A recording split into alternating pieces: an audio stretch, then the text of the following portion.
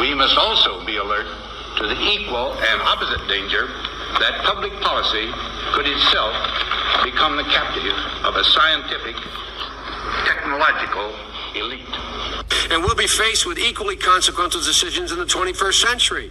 Can a microscopic tag be implanted in a person's body to track his every movement? There's actual discussion about that. You will rule on that, mark my words, before your tenure is over. Can brain scans be used to determine whether a person is inclined toward criminality or violent behavior? You will rule on that.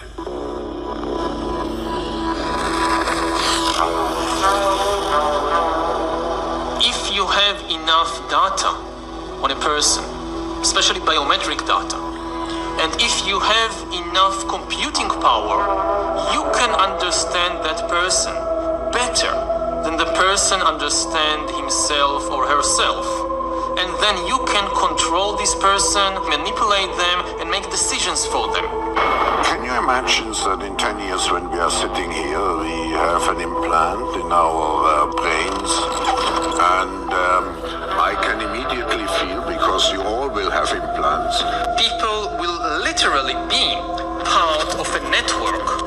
All the bodies, all the brains will be connected together to a network, and you won't be able to survive if you're disconnected from the net. With AI taking over many of the unskilled and possibly some of the skilled activities, then there will be people for whom seems to be society won't have much use for these people. We need to accept that there will be some pain in the process. I think we're going to have to think about a recalibration of a whole range of human rights that are playing out online. Individual carbon footprint tracker. Many of these things will be built directly into our bodies.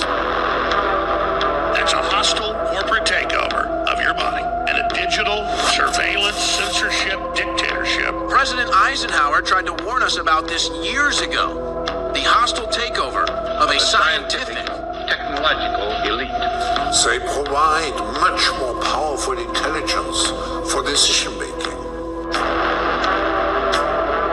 Can a microscopic tag be implanted in a person's body to track his every movement? You will rule on that. The next phase is the surveillance going under our skin.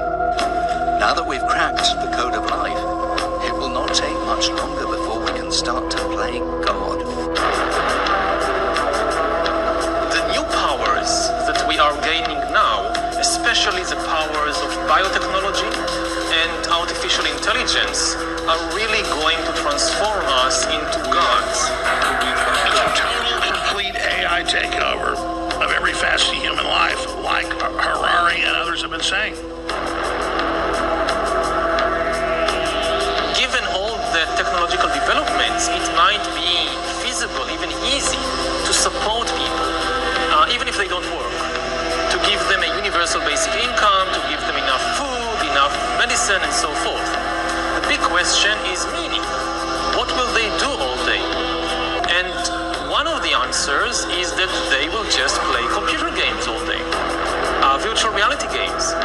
They will spend more and more time playing virtual reality games that will give them much more excitement